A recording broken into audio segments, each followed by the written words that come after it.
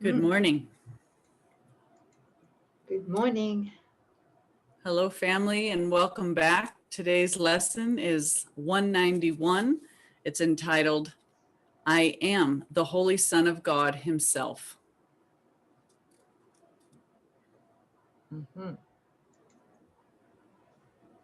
That's a tough one to swallow.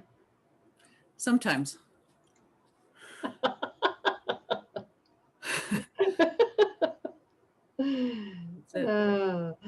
Sometimes it is, yes. Yeah. When we've confused ourselves with an imposter. That's right. Right. Yeah. That's that we're always answering the question, who am I, every now moment. We just recently in the last workbook lesson talked about how we're always turning within, making the decision of what we are based on our desire. And then from there, we see the world reflected back to us based on that choice of identification. So you're always either fear, mythical me, or love, the Holy Son of God. And he's saying here, I am the Holy Son of God Himself. That's the one that's true, which we know. Okay, so let's dive in. Here is your declaration of release from bondage of the world. And here as well is all the world released. You do not see what you have done by giving to the world the role of jailer to the Son of God. What could it be but vicious and afraid, fearful of shadows, punitive and wild, lacking all reason, blind, insane, and sad? And sad? Uh-huh. And did you say sad? I did. Okay, all right. I've got hate here. So you're, okay, that's fine. Yeah, that's fine. I like the hate. I like the both sad and hate. Not that I like. Sorry, I'll wind back a bit here. Yeah. Okay. Yeah. I think both of them are so good because, you know, while we're hateful, we're sad because we're so far from what we are, which is love. Yeah, absolutely. And just to clarify here in that which sentence was it? The third sentence, you do not see what you have done by giving the world the role of jailer. Something I really didn't get for the first 15 or so years of studying the course is this part. You do not see what you have done by giving to the world and the body. That part I didn't get. I separated the world from the body, you know. Yeah. And I think most of us do that until we realize that the body is not who we are. It's a projection in our mind, quite literally. Yeah. So, you know, we give the body and the world the role of jailer. In other words, we say that the world and the body are cause and not effect of our mind. You know, we think that the world and the body can attack, can threat us, right? Right. Can threaten us. Yeah. And if we're radically honest, we go around with this sense of I am some sort of conscious awareness, but I'm peeping out through these eyeballs and I'm confined by this body. And that has to be completely undone, because while that's true, then the world's happening to you. It's recognized, come out. You know, we all have to come to that place. You are mind, and everything that you're seeing is a projection of that mind, including this body. Yeah, yeah. It's a total reality reversal. Complete. You know, it's not partial. Right, it's not partial. For the first 20 years of the course, I really did believe it was partial. Yeah, that you could mix a little of this and a little of that. Yeah. Right. Yeah. Until I hit the wall again. Yes. You know, yeah. No more doing that. No more. Right. Yeah. Thanks, sis. Thank you. What have you done that this should be your world? What have you done that this is what you see? Deny your own identity, and this is what remains. You look on chaos and proclaim it as yourself. There is no sight that fails to witness this is you. There is no sound that does not speak of frailty within you and without. No breath you draw that does not seem to bring you nearer death. No hope you hold, but will dissolve in tears. Oh, sounds like a lot of fun. Whose idea was this? Who can I blame? It's not mine. It was yours. You said it was going to be a good idea. We'd have fun, you said. All right. Okay. Pin it on me. Oh, boy. I was wrong. Here he's driving it home some more. Mm. Deny your own identity and you will not escape the madness which induced this weird, unnatural, and ghostly thought, which mocks creation and which laughs at God. Deny your own identity and you assail the universe alone, without a friend, a tiny particle of dust against the legions of your enemies. Wow. Deny your own identity and look on evil, sin, and death, and watch despair snatch from your fingers every scrap of hope, leaving you nothing but the wish to die. And that wish to die is so entrenched. We've spoken about this before. You know, we have this anticipation, especially as people age and sicken, and we hope that they will die soon, sooner rather than later. And we call that love. He's gone home to be with the Lord. Yes. Well, the Lord called him home. That's right. And snuffed him out. That's the ego's Lord. Yeah. The ego's God, right? Thanks, sis. Yeah, that wish to die, the attraction to death is like, it's a tractor pull. It's the foundation of this entire world. And we don't see it until we're willing to see it, but recognizing that everything in that gap serves its Lord, which is the thought of death, life's opposite. Okay. All right. How y'all feeling? Candy, cookie? I think we should break into song. I know. I could do the happy dance. Could do a happy dance, but you don't want to see that either. So here's paragraph 4. Yet what is it except a game you play in which identity can be denied? You are as God created you. All else but this one thing is folly to believe. In this one thought is everything set free. In this one truth are all illusions gone. In this one fact is sinlessness proclaimed to be forever part of everything, the central core of its existence and its guarantee of immortality. Wow. Wow. That's big, isn't it? This one fact is sinlessness proclaimed to be forever part of everything. Yes. The central core of its existence and its guarantee of immortality. Wow. That's why forgiveness is the key to returning to our incorruptible innocence, the sinlessness that he speaks of here. Yeah, that gap, if the whole gap stands for guilt, then its undoing is the felt state. I have the sister Nouk that's constantly reminding all of us about our invincibility and our incorruptible innocence. That is the cure-all. That is the healing and the correcting of that entire gap. Yep. Yeah, but it's not personal, right? No. How could we used to think it was personal. I think when we begin, we think it's just, well, it's for me. Yes. But it's for the whole sonship.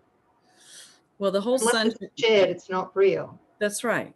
That's right. Because we think of ourselves as a fragment of the whole, but we are the whole. So to leave a brother out is still leaving yourself out. Yeah. Beautifully said. Thank you. Thanks, sis. Okay, here we go. Paragraph 5. But let excuse me, but let today's idea find a place among your thoughts, and you have risen far above the world and all the worldly thoughts that hold it prisoner. And from this place of safety and escape, you will return and set it free. For he who can accept his true identity is truly saved, and his salvation is the gift he gives to everyone. In gratitude to him who pointed out the way to happiness that changed his whole perception of the world. So that's the awakening mind in one individuated expression that doesn't flee back into the arms of the Father, but stays on and shares it with every part of the sonship, with itself. It's the being the light of the world, being in the world but not of it, walking as Jesus did, being the living demonstration of God's will here, even in the stream of separation. Yeah, but we can't do that until we also join Holy Spirit in intending to be free of the body as an identity as well. Yes. Because the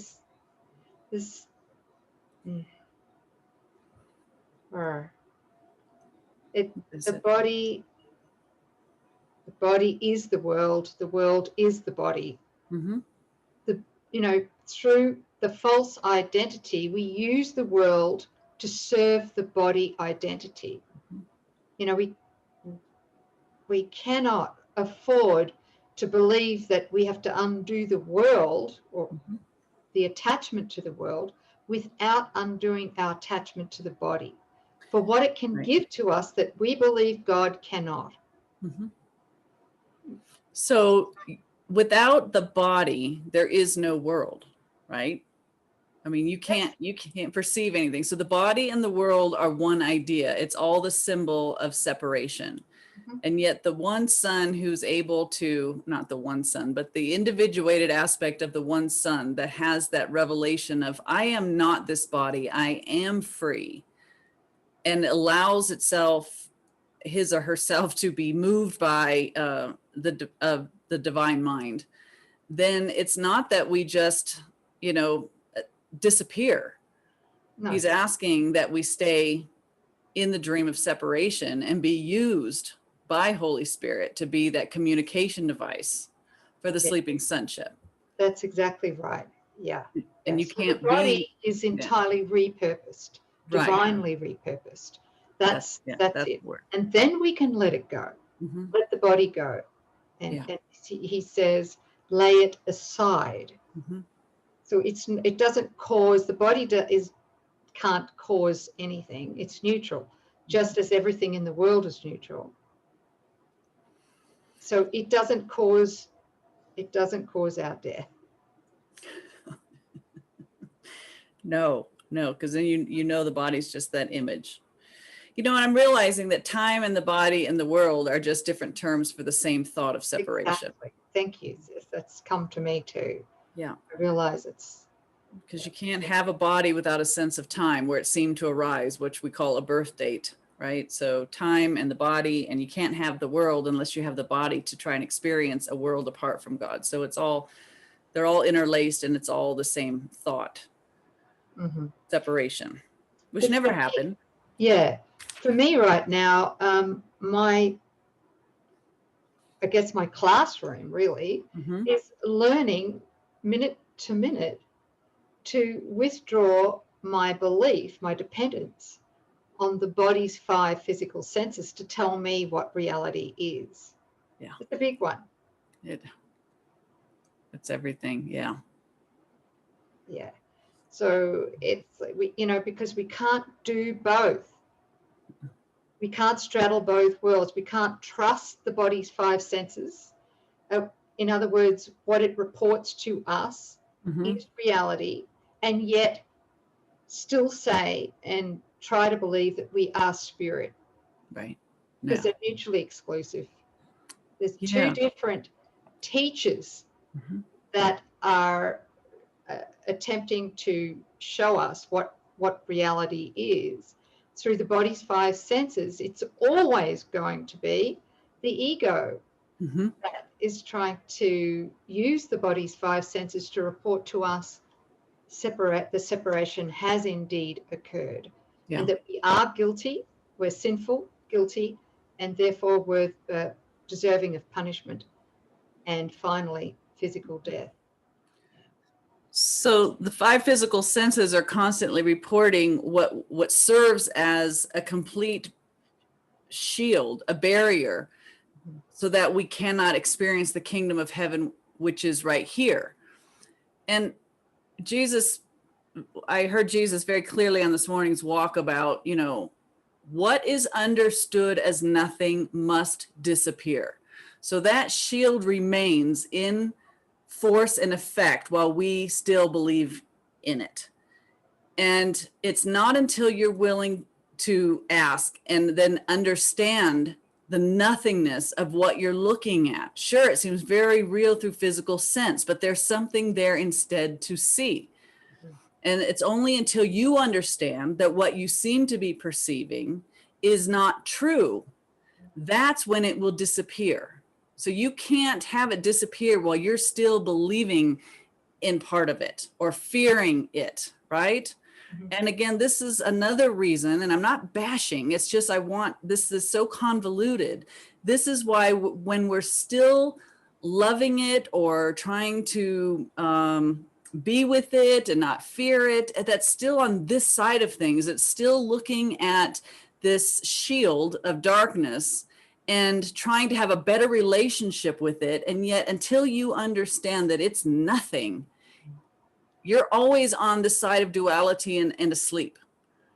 So it's until we can look at something and go, that's not God's will, practice the forgiveness and ask with Holy Spirit to be shown what is there, then you understand the nothingness of something, even though physical sense says, hey, this is bad, or this is wrong, lack or disease, or whatever the problem is. When you can still look at it through your eyeballs, but then come to that recognition, it is nothing. And now I understand why it will cease from your experience. Yeah, but this is a process, like I said before, it does take the illusion of time, because we're so terrified of God's love and our identity as a consequence, our true identity. So it does take time. It is a transfer of trust, because we took thousands, if not millions of years to teach ourselves separation. Yeah. So now we need to teach ourselves or undo that belief and remember the love we are, the Christ we are. And I'm going to play the other side of this coin. I want you to stretch yourself.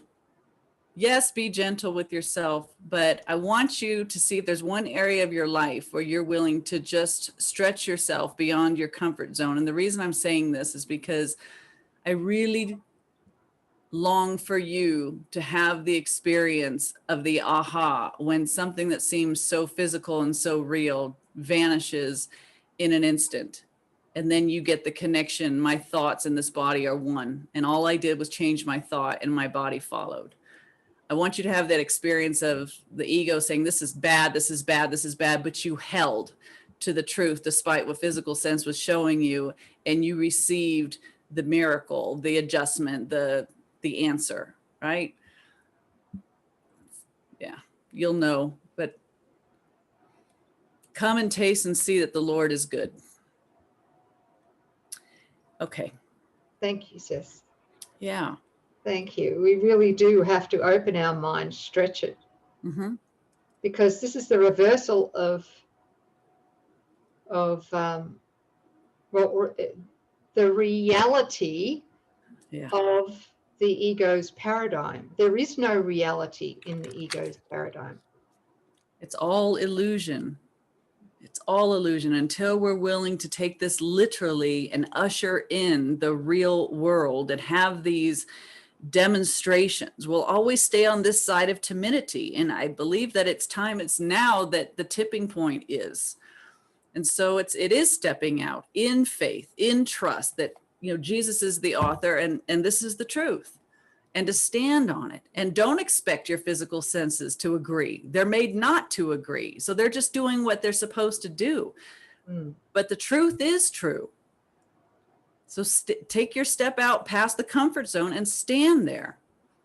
You'll get a reward that'll change your whole foundation and your starting point from that point forward. Absolutely. Thank you. Very powerful. Thanks, sis. Yeah, encourage. Okay, here we go.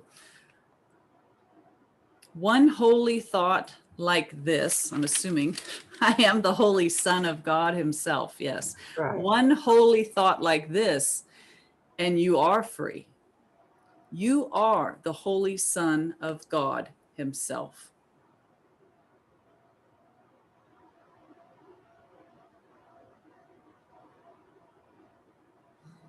And with this holy thought, you learn as well that you have freed the world. You have no need to use it cruelly and then perceive this savage need in it. You set it free of your imprisonment. You will not see a devastating image of yourself walking the world in terror, with the world twisting in agony because your fears have laid the mark of death upon its heart. Be glad today how very easily is hell undone. You need but tell yourself, I am the Holy Son of God himself. I cannot suffer, cannot be in pain. I cannot lose, nor can I fail to do all that salvation asks. And in that thought is everything you look on wholly changed. A miracle. Yeah, go ahead. So sis just stopping there, that's a big one, right? I am the Holy Son of God himself. Yeah. I cannot suffer, cannot be in pain. I cannot suffer loss, nor fail to do all that salvation asks. Okay, so, looking at that with eyes and heart wide open, mind wide open,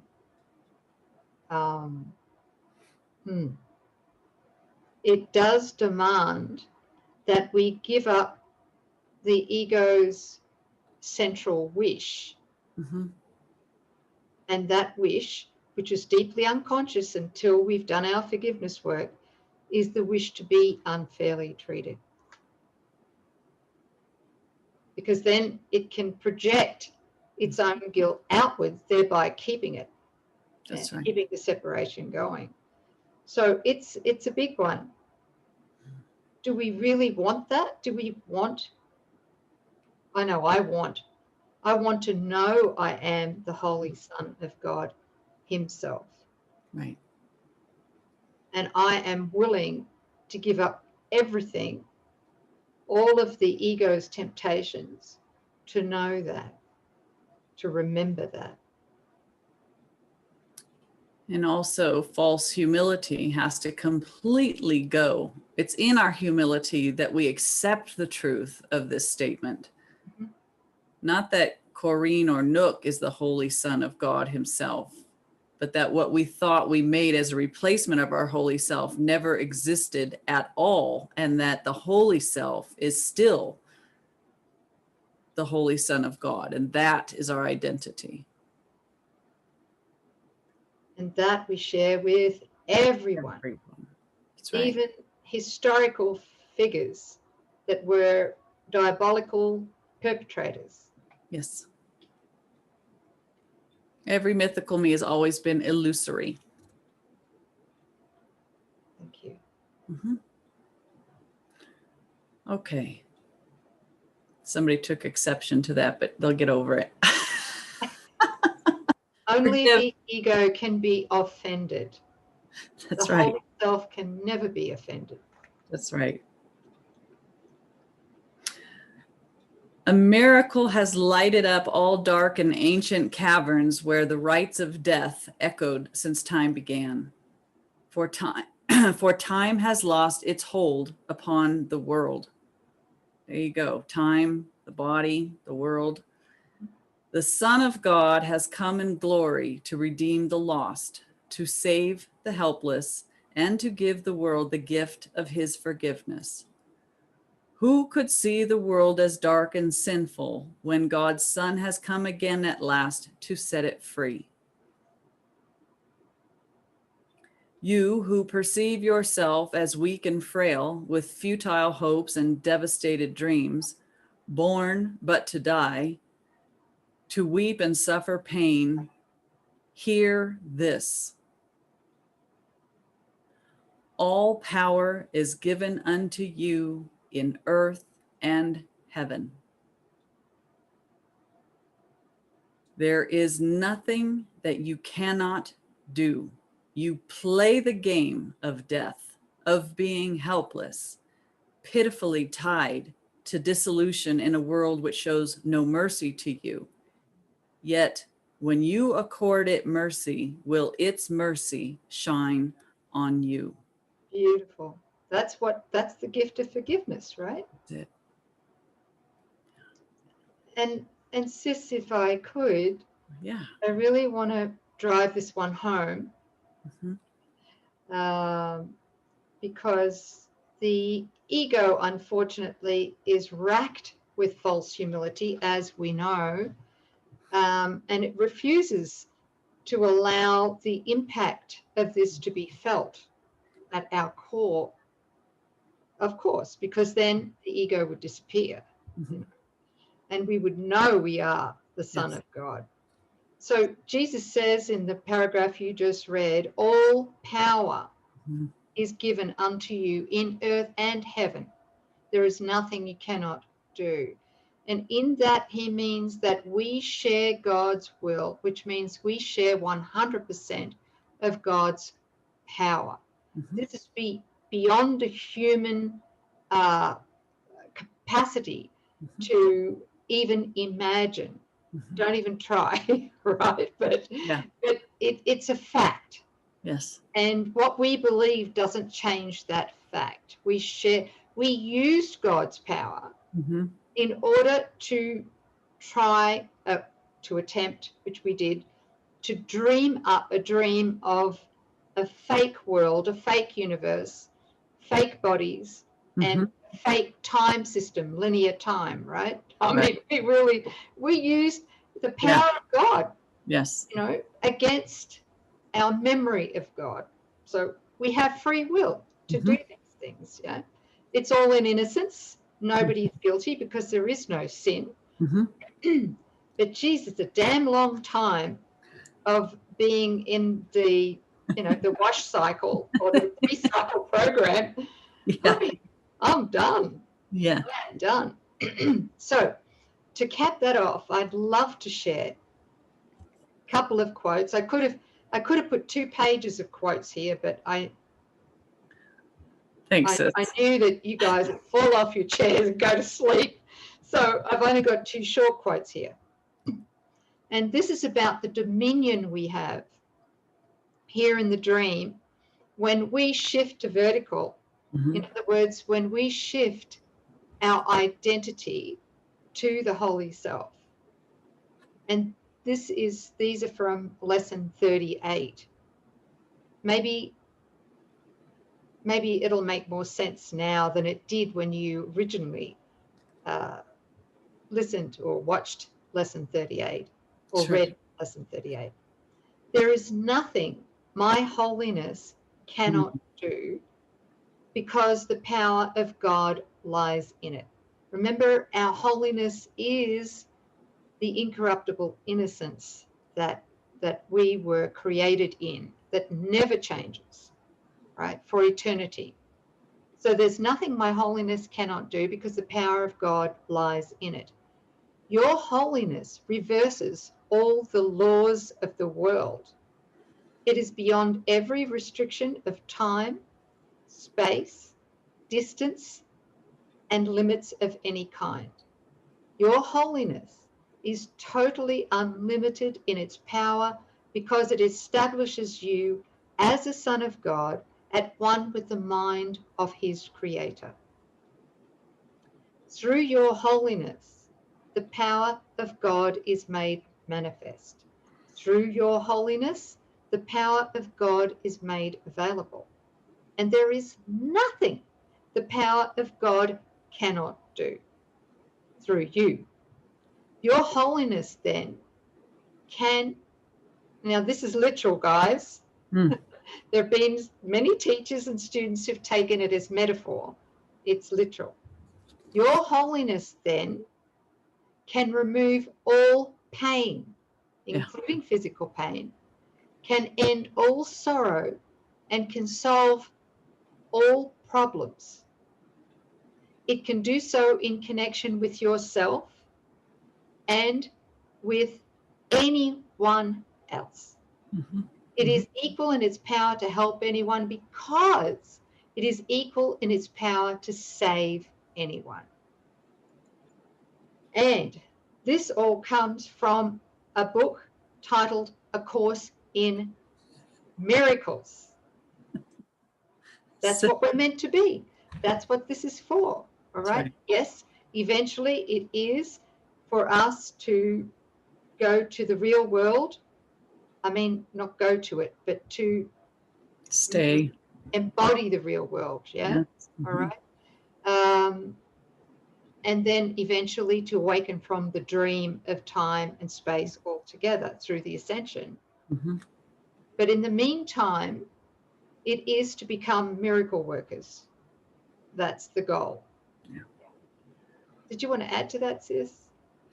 I'm reminded of the shield of fear diagram. And so what we are in truth is pure light, which is the presence and the mind and the power of God. And so anything that the ego tried to come up with and put in that shield of fear, any problem that we seem to have, when we are willing to bring those into contact with the light that we are, which requires accepting that we are that light, it burns off. It's like you trying to hold on to the darkness when you flip on the light switch. It's impossible. So there's no illusion that can stand in the presence of what we are when we have accepted that we are the light. I am the Holy Son of God. Right now, each one of us are the Holy Son of God. You are pure light. You are the power of God. You have complete knowledge. Can you feel the level of the efforting to have amnesia, to forget all of this? But should you actually surrender it and just allow truth to be true? Being a miracle worker doesn't mean efforting. Being a miracle worker means you've completely let go of all defenses so that what you are as love naturally fills in the calls for love that it encounters. That's what healing is. It's a revealing. It's letting the light reveal what's always there. And we do that naturally. That's it. It, like you said before, flipping the light switch. Yes. Right? So if somebody's sick around us or is going through a hard time, we flip that light switch in ourselves. That's it. And because we have learned to accept that light, that we are the light of the world, that light is able to subsume the darkness. Whatever form the darkness takes, it's all illusion. Yeah. Okay, so there's no hierarchy of illusions. There's no hierarchy of darkness. No. And therefore, there is no order of difficulty in miracles. When we flip that light switch, everything goes. No order of difficulty in miracles. The light heals the darkness. And what we're being trained to do is that right now we're in the dark with our brothers and a brother calls for help. And so we turn to the truth and we turn the light switch on, right? But then when we're done, we turn the light switch off and we go back into story. And what we're being asked to do is walk in this world with that light switch on all the time, not turning it off and dimming it or shutting it off when you're with certain people. Right? Or depending on who you're with or what you're doing. It's, are you willing to stand in your true identity? It's not trying to become something that you're not. It's allowing what you are to be here now all the time with every brother, irregardless. Is it popular? No, it's not. Is it the most loving? Yes, it is. For everyone. For everyone. That's right. People say you're not being loving because you're not playing the game. Actually, I'm being the most loving because I'm the invitation for all of us to come back to our holy shared self. And that's ecstatic joy.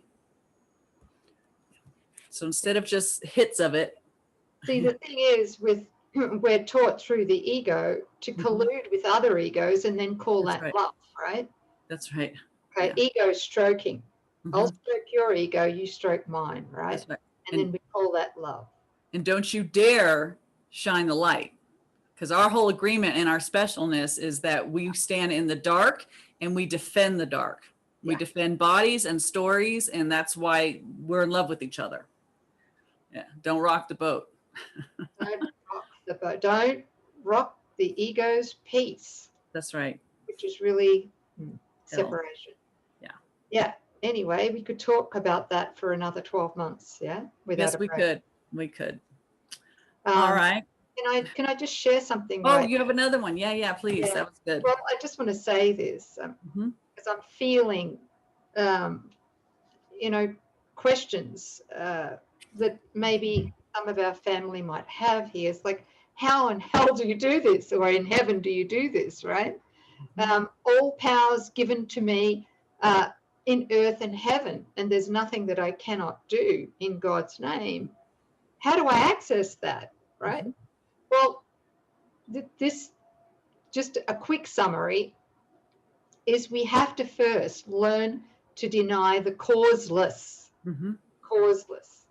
And this quotes from chapter 14, section 3.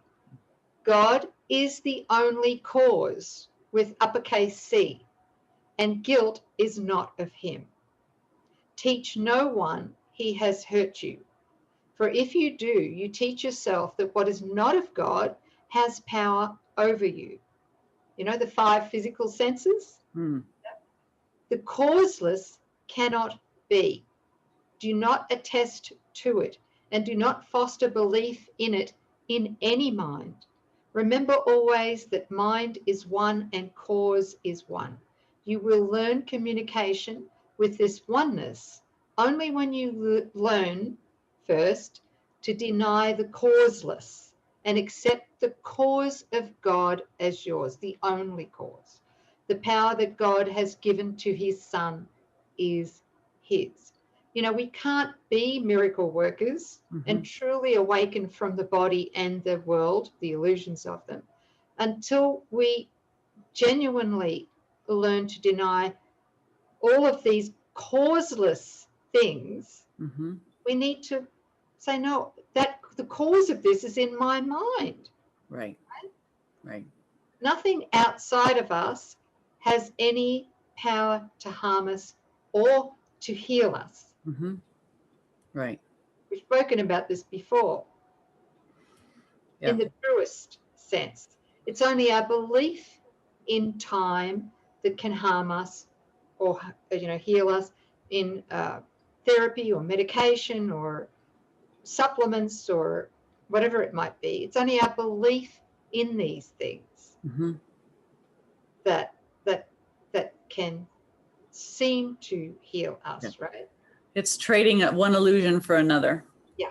It doesn't get to the real cause, which is the thought of separation. This is an image that's an extension of my thought that I'm separate. That's all it is. So let's heal the idea of separation.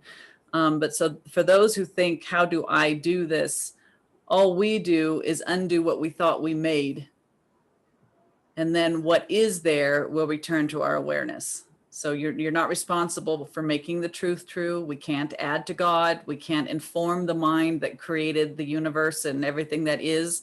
We just need to get out of the way, which is the whole idea or the means of forgiveness, right? And Nouk has a beautiful, the 7 steps of 7 essential principles of quantum forgiveness. Take whatever seems to be, nipping at the heels and take it through there, because it goes right through that positive denial. This isn't from God. It's not there. It's in my mind. I made a wrong choice. I want my mind healed. I don't want the problem corrected. I want my perception healed. and you hand it over to Holy Spirit. There's more to it, but Yeah.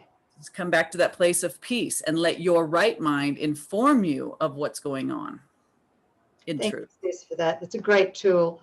And Yep. if you want to find that, it's in the list of resources. Thank you. In the description box. Show more. Whatever. They probably, in 100 years' time, when people are watching this, they'll probably have a different word for it, right? We're all going to be awakened within 100 years, sis. Yeah, we'll all be awakened. Wouldn't That's that it. be miraculous? Are you reading the next two paragraphs? Where am I? Okay. Paragraph Okay, thank you. Okay, last sentence of 9. Yet when you accord it mercy, will its mercy shine on you?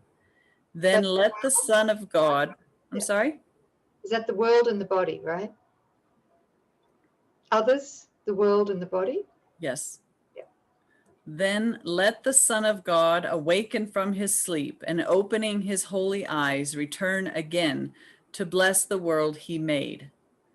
In error it began, but it will end in the reflection of his holiness, and we will sleep no more and dream of death.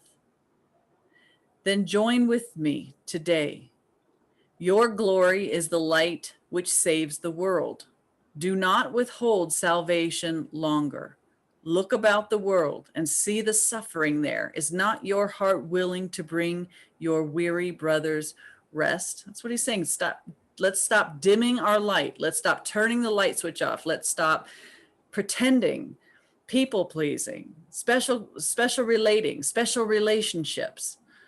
It's to be, just come back to what we are and let that truth stand right in the midst of the dream, where our brothers don't even know that they have an option. They still think the world's happening to them. Here they go. This is really moving. He's talking about your brothers who don't know about the Course, who have not been taught these teachings by Jesus. They must await your own release. They stay in chains till you are free. They cannot see the mercy of the world until you find it for yourself. They suffer pain until you have denied its hold on you. They die till you accept your own eternal life. You are the Holy Son of God himself. Remember this, and all the world is free. Remember this, and earth and heaven are one. Wow. So, so powerful. Yeah. When we accept the atonement, the world is healed.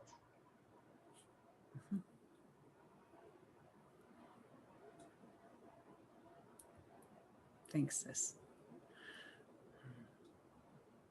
Thank you.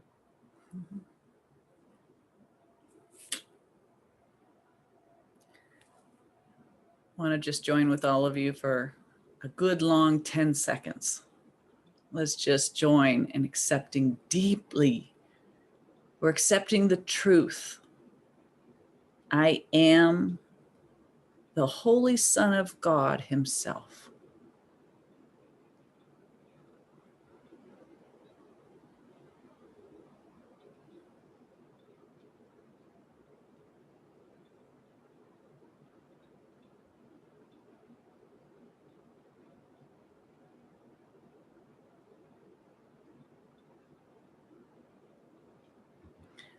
Thank you, everyone. Oh, that was beautiful. I felt that. Me too. Thank you. Thank you, sis. Yeah, that was lovely. I enjoyed that very much. All right, you guys. We'll see you next time. Emily. Yeah, thank you.